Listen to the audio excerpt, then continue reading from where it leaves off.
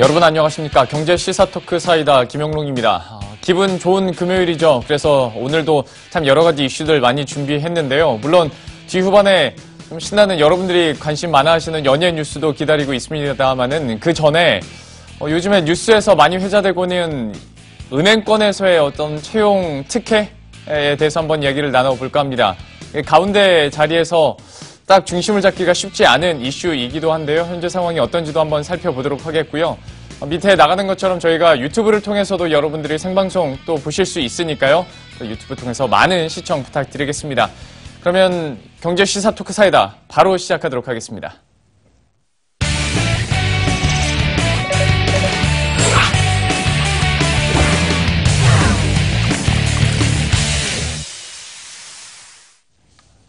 네, 심층 토크부터 시작할 텐데요. 오늘 두 분과 함께합니다. 현대경제연구원의 최영호 고문 그리고 최영일 경제시사평론가 함께합니다. 어서 오십시오. 네, 안녕하세요. 반갑습니다. 네, 안녕하세요. 자, 오늘의 주제 어떤 건지 먼저 화면 통해서 함께 확인하고 다시 돌아오겠습니다. 예, 앞서 말씀드린 것처럼 은행권 채용 비리 논란이라고 저희가 제목을 지어봤습니다. 아무래도 특혜 채용 혹은 채용 비리 여기서 나오는 어감 자체가 사실 긍정적이라고 볼 수는 없고 부정적인 면에서 이제 판단을 할 수밖에 없는 얘기인데 먼저 현재 좀 회자가 되고 있는 팩트부터 그런 사안들부터 얘기를 해보도록 하겠습니다. 평론가님께 먼저 한번 여쭤보고 싶은데요. 이번에 KB금융의 회장의 조카 특혜 채용 이 얘기가 좀 나와요. 맞아요. 일단은 금융감독원이 어제는 이게 소식으로는 검찰의 고발 이렇게 돼 있는데 어제 시점으로는 고발은 아니고 자료들을 찾아서 보고서 형태로 만들었고 이 검찰에 이관을 했습니다. 필요하다면 이제 검찰이 추가 수사를 해서 분명히 이제 입건할 그런 사안으로 보여지는데요. 22건의 채용 비리가 5개 은행에 대해서 이제 밝혀진 거죠. 지난해에는 우리은행 채용 비리 논란이 한번 크게 있었습니다. 회장 사임까지 이어졌고요. 올해 들어와서 금융감독원이 이제 은행들을 더 조사를 했는데 이 시중은행에서 나온 게 제일 많은 건 하나은행이었어요. 13건의 채용 비리 혐의가 드러났고 그리고 이제 지금 말씀하신 게 국민은행인데 건수로는 3건이지만 이게 어제 심각했던 게 뭐냐면 회장의 조카. 근데 이제 아까 그 최 고모님 말씀하신 거 처조카라고 말씀을 하시네요. 처조카가 이 어찌 보면 이게 840명이 지금 서류 전형을 하는데 812등, 813등으로 나오는데 812등이라고 정정됐더라고요. 등을 이제 했다고 하고. 거기서 거기네요. 네, 거기서 이제 걸러내서 이제 300명이 올라갔는데 1차 면접에서 273등을 합니다.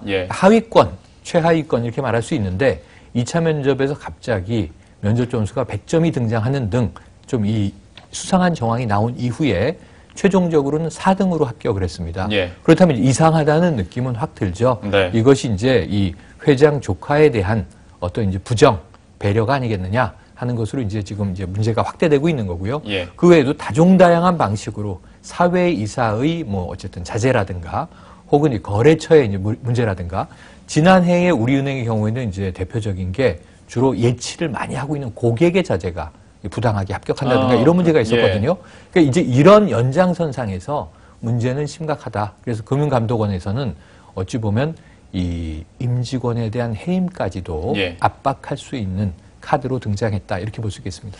사실 이번 사안에 대해서 어떤 금융당국의 최종 결정이 그러니까 조치가 떨어진 건 아니기 때문에 저는 개인적으로 이제 채용 특혜 정도로 얘기를 하고 싶습니다만은 특혜 의혹 이게 더 정확하죠. 특혜 의혹이 더 정확할 것 같네요. 그런데 이제 얘기를 하신 것처럼 거의 꼴찌 수준이었는데 최종 면접까지 이렇게 올라가고 합격을 하다 보니까 이제 국민 정서적으로 봤을 때는 이건 비리다라고 이제 받아들여지는 것 같아요. 근데 이런 사안들이 이제 국민은행 얘기도 해주셨지만 건수로 봤을 때는 하나은행이 가장 많았다고요. 건수를 이제 사람 수대로 하면은 13건으로 제일 많은데, 크게는 2개입니다. 하나는 이제 특혜 채용이 있고, 그다음에 면접 점수 조작인데, 그게 소위 말하는, 대학들, 특정 대학 출신 고려했는데요. 하나은행은 4가지가 쟁점입니다. 첫 번째가 뭐냐면, 명단이 있었느냐. 그러니까, 소위 말하는 주요 인물, 골드 VIP 명단이 있었나 없었나. 화이트리스트 같은. 그렇죠. 그다음에 사회이사 등 이런 또 관계자들에 대해서 서류 전형에 특혜를 줬느냐. 그거는 회사 정관에 들어가 버렸어요. 15%를 추가 주는 걸로 해서 분명히 잘못된 점이 있고요. 그다음에 점수 조작, 그다음에 특정 대학 출신으로 했는데 지금 뭐 하나은행은 조목조목 다 반대를 하고 있습니다. 맞아요. 지금 KB은행 얘기도 하셨지만 꼴등이 두 번째 또 꼴등을 하고서 마지막에 했는데 얘기들은 겁니다. 1차 면접 끝나면 리셋이 된답니다. 예. 2차 리셋, 3차 리셋인데 참 우리 윤종규 회장 참 지금 뭐 낯뜨거울 거예요. 왜냐하면 신임사에서 뭐라 그랬냐면 채용 비리는 국민을 실망시키는 일이다. 예. 그래서 절대로 금수저, 은수저에 오해가 없도록 하겠다 이렇게 말씀을 하셨는데 이게 딱 터진 거예요.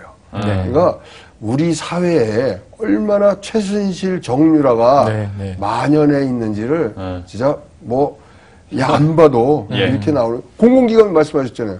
우리나라 1190개가 있는데 거기에 80%인 946개가 4788건의 채용 비리 의혹이 있다는 겁니다. 맞아요. 대학에 29군데 대학을 했는데 82건의 대학 논문에 자기 자식, 고등학교 자식을 공조로 넣었다는 거.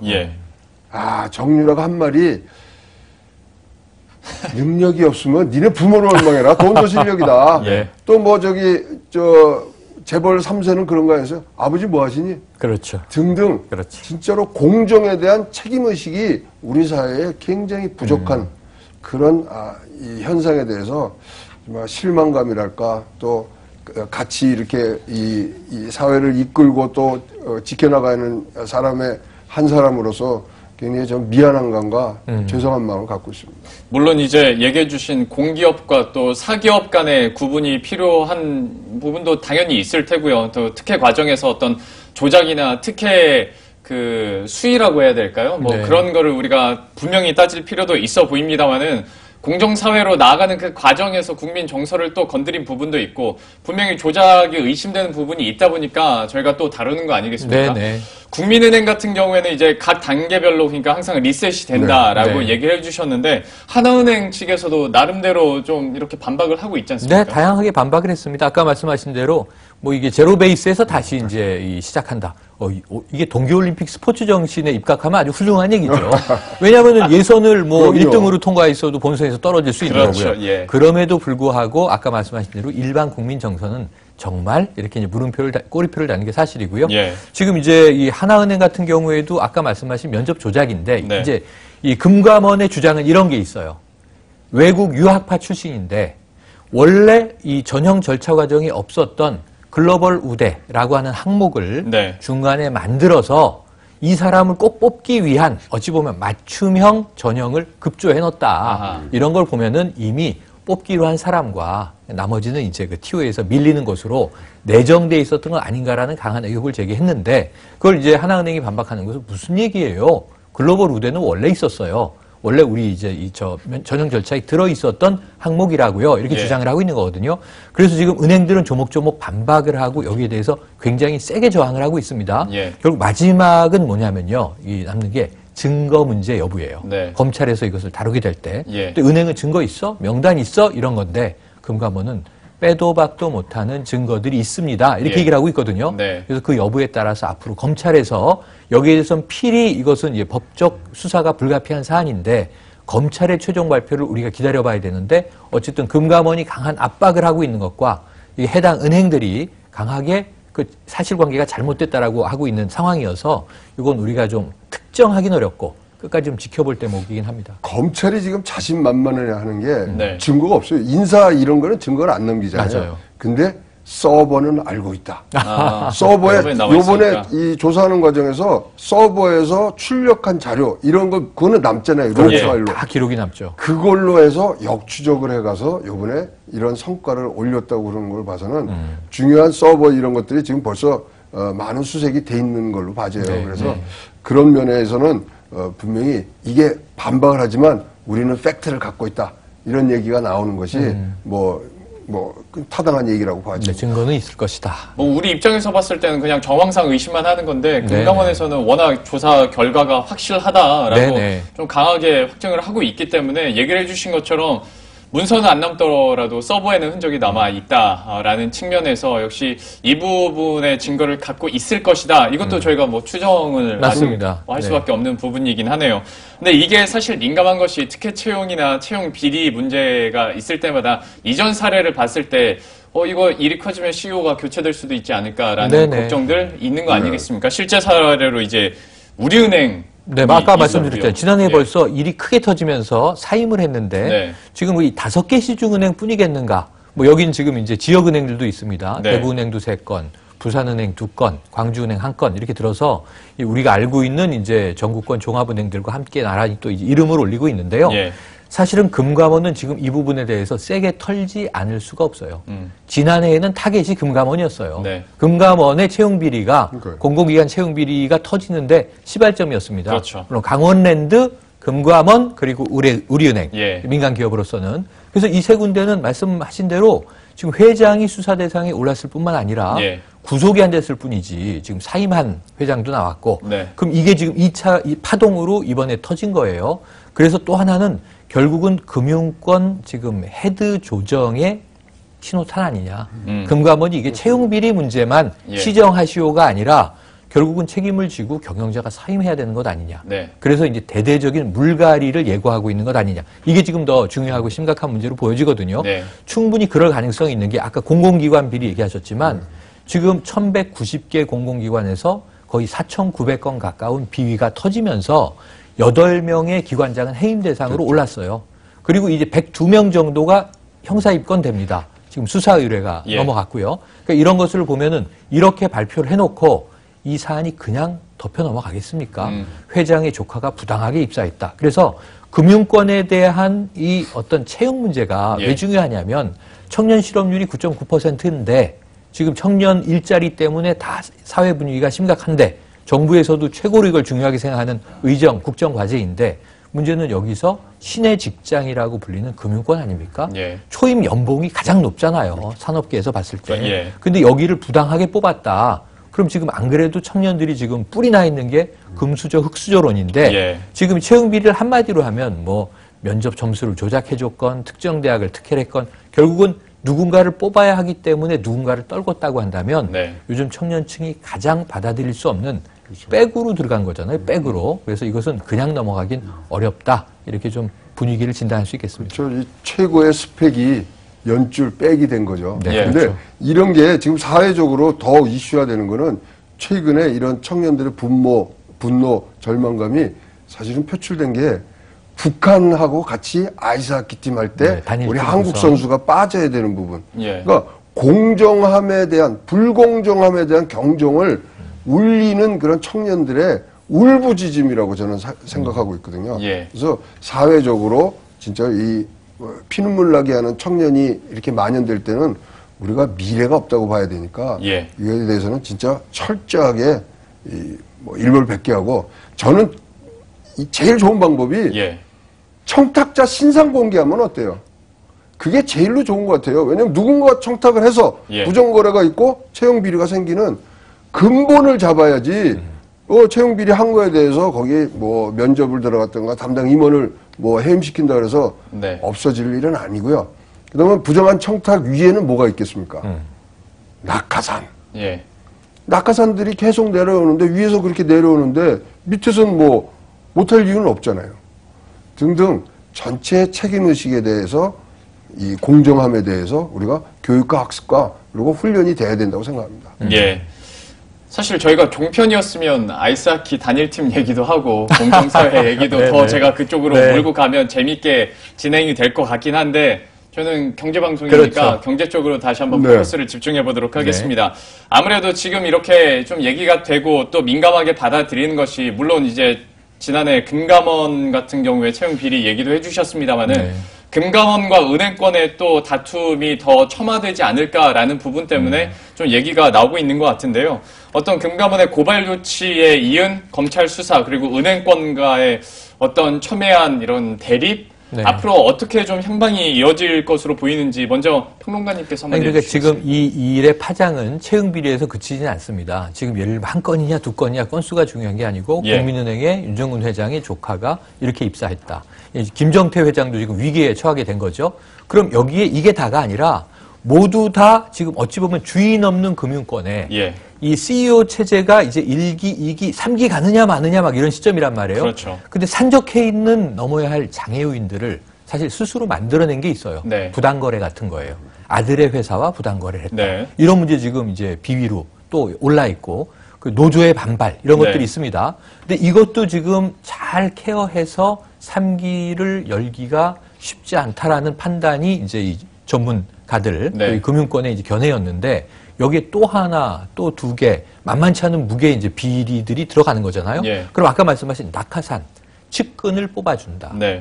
나와 지인 돈독한 관계에 있는 사람들의 자제를 이제 뽑는다. 이게 어찌 보면 굉장히 강한 뇌물이죠. 일자리처럼 센 뇌물이 어디 있어요. 반평생 먹고 살게 해주는 문제인데요. 근데 여기서 끝나는 게 아니라 지인들을 이 조직 내에 끌어모으는 이유는 뭘까요?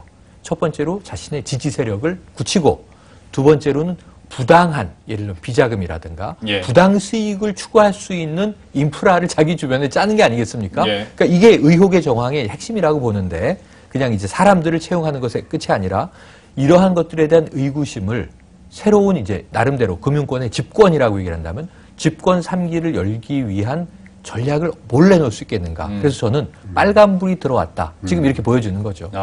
근데 이제 지금 화면을 통해서도 나가고 있긴 합니다만은 금감원이 비단 채용 비리 때문에 이렇게 은행권을 압박하고 있는 건 아니다. 더 그 전으로 가서 근본적으로 가면 그동안에 이제 비판을 했었던 어떤 셀프 연임 이것까지 같이 엮어서 좀 계속 더 압박을 하려고 한다라는 해석들이 나오는데요. 여기에 대해서는 교수님 어떻게 보십니까? 그러니까 이제 몇 가지 조치는 취해졌어요. 그 회장 추천위원회, 회장 후보 추천회죠.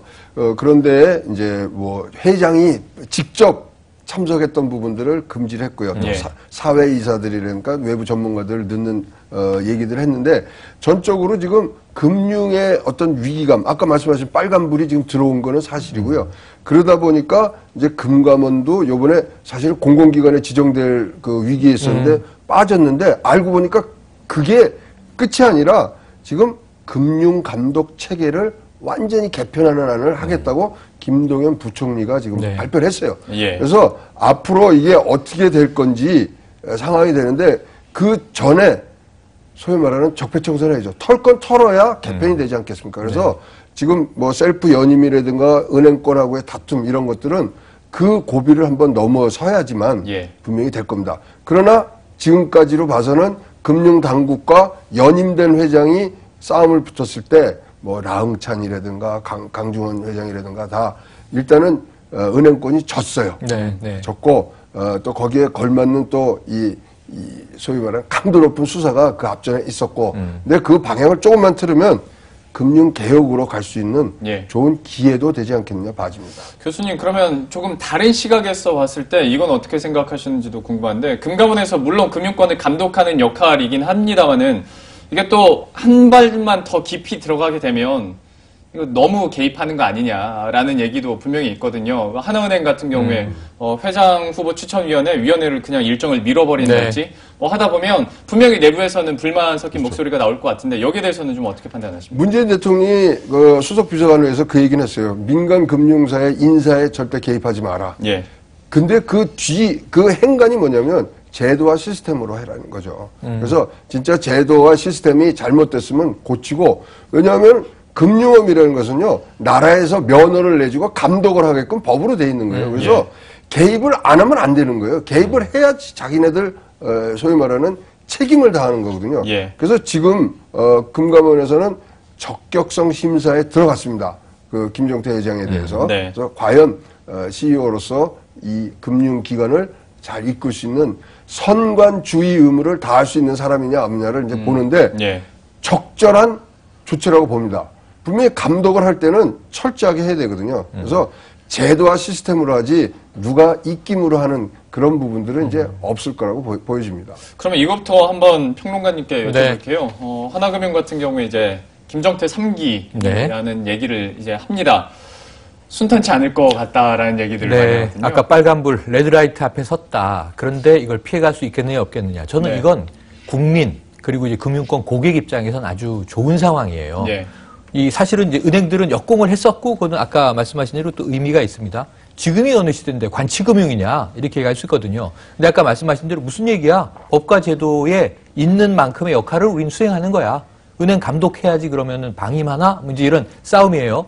그럼 이게 사실은 논리적인 명분의 합리성을 국민들이 어느 쪽으로 좀 더 인정해 줄 거냐는 경쟁을 하고 있는 건데 물론 이게 이 하이어라키, 위계는 좀 다릅니다만, 수평적이라고 보긴 어렵습니다만, 그런데 금융권이, 제가 만약 금융권 CEO면요, 올해부터 금융시장이 좋단 말입니다. 네. 혹한기를 거치고 나니까 이제 금리도 좀 올라가고 있고, 장사해볼만 해서 주가라든가 여러 가지 수익을 높일 수 있는, 자신의 성과를 만들 수 있는 시장판으로 쭉 흘러가고 있는데, 야, 물이 흘러가고 있는데 여기서 내가 하차하긴 너무 억울할 거란 말이죠. 그렇죠. 예. 힘든 시기를 거쳐왔는데, 그러면 방법은 하나예요. 빨간불을 적어도 노란불, 파란불을 돌리려면 예. 정부나 국민이 요구하는 것보다 더 고강도의 개혁을 스스로 먼저 실천하면 돼요. 예. 지금 조카 날려야죠, 제 생각에. 제가 개인이라면 네. 부당하게 뽑혔다? 자, 이 사실은 우리는 적절하게 뽑았다고 말씀드렸습니다만 국민적 정서, 눈높이에 이게 좀 부당하게 보였다면 원복시키겠습니다. 조치들을 먼저 해야죠. 이건 세 발의 피입니다. 예. 그럼 고강도 조직 개혁을 먼저 카드를 내놓으면 정부가 잘하네? 우리가 요구한 것보다 더 환골탈태를 위한 제살 깎기를 하고 있네? 그러면은 그건 국민들이 잘한다. 이 미래금융은 갈 길이 저거다. 라고 인정받으면 그렇다면 한 번 더 기회를 줘보자라는 여론 조성과 함께 정부도 그럼 한 번 더 지켜볼까? 할 수 있는데 여기서 버티기 들어가면요. 예. 버틸수록 날아갈 위험은 더 커진다. 이렇게 말씀드릴 수가 있습니다. 약간 비판 쪽으로 저희가 이렇게 포커스를 맞추다 보니까 그러면 저는 다시 한번 뒤를 돌아서 금융권 입장에서 한번 생각을 해본다면 네. 만약에 진짜 조카를 날리면 내가 왠지 잘못을 인정하는 꼴이 되는 것 같고 그럴 수 있죠. 왜냐하면 네. 지금 계속 우리는 반박을 하고 있기 때문에 가상 시나리오이기 때문에 그렇죠. 그리고 또 한 가지는 외부에서 봤을 때는 공정사회로의 뭐 전진이라는 명목으로 이런 것들을 좀 처벌할 수 있겠으나 내부에서 봤을 때는 수장 찍어내려고 하는 거 아니야? 그러니까 정권이 마음대로 하려고 하는 거 아니야? 라고 제가 아니라 은행 입장에서는 예, 그렇게 생각할 수도 있겠다 싶기도 하거든요. 근데 자, 외국 사례를 보면요. 예. 거액을 예치해 준 사람 자녀 외국에서 뽑습니다. 그리고 사회이사 뽑습니다. 예. 회장 조카 그대로 들어옵니다. 근데 거기에는 공개성이, 투명성이 맞아요. 보장이 되는 거죠. 아하. 만약에 이제 누구를 거액을 유치한 사람 하면은 그 사람을 추천한 사람이 여기 채용된 사람이 인사 파일에 끝까지 갑니다. 네. 그래갖고 이 사람이 관리를 해야 돼요. 그리고 이 사람은 인사위원회라든가 이사회에서 이만저만해서 이 사람을 뽑도록 하겠으니 허락을 해 주십시오. 허락을 받으면 가는 거예요. 그 절차가 빠졌기 때문에 그런 거예요. 아니, 우리 회사에 이득이 되도록 고액의 이 예치금을 준 사람이나 또 이 영향을 줄 수 있는 사람의 자녀 뽑는 거예요. 회사의 이익이거든요. 그럼요, 예. 그것에 대한 투명성과 공개성이 빠지니까 이렇게 되는 거죠. 그러니까 투명성과 공개성 말씀하셔서 여기 추가해서 예. 자, 뽑힌 사람들을 어떻게 할 것인가. 그럼 지금 회사를 다니고 있는데 다 잘라내나? 부당 채용으로 된 거니까 그게 아니고 저는 이럴 수 있는 거죠.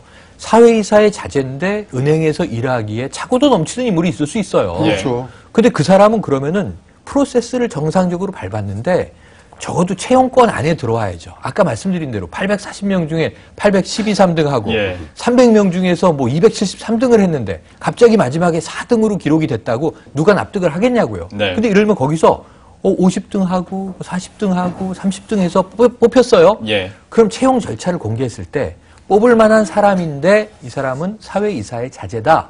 그럼 누가 문제 제기하겠습니까? 여기 가점 프로세스인 게 없잖아요. 아니면은 예. 정관에 들어있는 가점을 줬다. 우리는 패밀리 기업을 강화하기 위해서. 근데 이런 거 없이 다 블라인드로 한 게 문제인데 나쁜 의미의 블라인드죠. 예. 사모임을 이렇게 하고 있어요. 그렇죠. 아는 처지예요. 예. 이 사람을 우리 회사 이번에 요직에 뽑아야지. 그래서 면접위원 중에 5명 중에 3명이 사조직 멤버입니다. 그럼 이게 개모임입니까? 회사 채용이? 이딴 식으로 하니까 욕을 먹는 거잖아요. 예. 그러니까 제가 할 땐 사회이사 자제 다 문제 없는데 뽑을 만한 사람을 뽑고 주장을 해야지. 네. 눈 가리고 아웅. 손바닥으로 하늘을 가리려고 하면은 국민들이 더 욕한다는 걸 명심하셔야 돼요. 그러니까 근본적으로 이제 교수님께서도 얘기하시기로 사기업이 자기한테 도움이 될 만한 직원을 뽑는데 사실 이제 미국 사례와 우리나라 지금의 사례가 차이가 있는 것은 공개성과 투명성이 네. 있느냐 없느냐에 큰 차이가 있을 것 같고요. 그리고 또 하나 덧붙여 주신 것은 그래도 최소한 어느 정도 기준은 이제 통과를 해야 맞춰야 또 국민들이 납득할 수 있는 거 아니겠냐라고 얘기를 해주셨어요. 이제 약간 그런 백이 있으면 최소한의 실력은 갖춰야 되겠다라는 네, 생각도 들면서 이제 마무리를 한번 지어볼까 하는데요. 앞으로 그렇다면 이제 어떤 금융당국과 은행권 간의 대립이 어떻게 더 격화될 것인지에 대해서 한 가지 이제 교수님께 여쭤보고 싶고요. 마지막으로 이제 평론가님께는 그렇다면 좀 어떤 방향성을 우리 금융권이 가져야 될까에 대해서 여쭤보도록 하겠습니다. 먼저 교수님께서. 네. OECD나 뭐 IMF의 보고서에 보면 우리나라의 가장 이 낙후된 분야가 금융 분야입니다. 그래서 금융 분야가 이렇게 경쟁력이 없는 이유가 이런 것에서부터 시작을 하거든요. 예. 왜냐하면 인사가 만사 아닙니까? 좋은 사람이 들어와서 해야 되니까 여기서부터 새로운 개혁의 출발점을 삼는 전환점으로 분명히 갖고 가야 되고요. 이번에 가장 제가 주의 깊게 보는 건 금융 감독 체계를 지금 개편한다 그러니까 그거야말로 진짜 공개적이고 투명하고 방향을 잘 정해줄 수 있는 그런 새로운 금융당국, 4차 산업혁명에 맞는 금융당국이 돼주시길 부탁드리겠습니다. 예. 네, 정치적 적폐청산, 이 피로도가 좀 있죠. 아무래도 국민들도 이게 잘 가는 건가? 근데 이 말을 좀 바꾸면 미래지향적으로 지금 이 금융권은 미래 금융을 개척하기 위한 개혁의 출발선에 지금 섰는데 예. 먼저 해야 되는 게 뭐냐면 청소예요. 집 안에 세균 바이러스가 우글우글하면 어떻게 식구들이 건강하게 먹고 살겠어요. 네. 그러니까 적폐청산이라는 게 금융권은 청소라고 생각을 하고 문제점이 있었던 거를 빨리 깨끗하게 만들고 자 국민 여러분 깨끗해졌죠? 그럼 우리가 이제 미래를 향해서 새로운 전략으로 달리겠습니다가 설득이 되면 기회는 있다. 예. 하지만 이거 청소 안 하고 어영부영하면요. 바퀴벌레 들끓는 식당에는 손님이 가지 않습니다. 결국은 이 고객 서비스입니다. 금융도 예. 잘 생각하십시오. 알겠습니다. 오늘 그래서 심층 토크 은행권의 채용 특혜에 대해서 저희가 한번 또 토론을 해봤고요. 앞으로 나아갈 방향에 대해서도 저희가 계속 감시를 해보도록 하겠습니다. 지금까지 현대경제연구원의 최영호 고문 그리고 최영일 경제시사평론가와 함께했습니다. 오늘 말씀 고맙습니다. 고맙습니다. 예, 심층 토론 저희가 살펴봤고요. 현재 들어오고 있는 뉴스들은 또 어떤 게 있는지 이슈 파노라마 통해서 함께 확인하고 오시죠.